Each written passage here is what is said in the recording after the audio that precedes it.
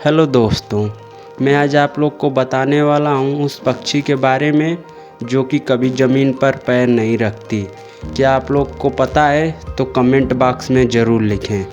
चलिए बताता हूँ। उस पक्षी का नाम हरियल पक्षी है जो कि ज़मीन पर कभी पैर नहीं रखता। अगर उसे कीड़े मकोड़े खाने आना होता है तो अपने पैरों में घास का तिनका दबाकर आती है और कीड़ों मकोड़ों को लेकर उड़ जाती है। घास का तिनका दबाने की वजह उसका पैर ज़मीन में टच न कर जाए। ऐसे ही अमेजिंग वीडियो के लिए वीडियो को लाइक करें और लाल बटन दबाकर चैनल को सब्सक्राइब करें। बेल आइकन दबाना ना भूलिएगा।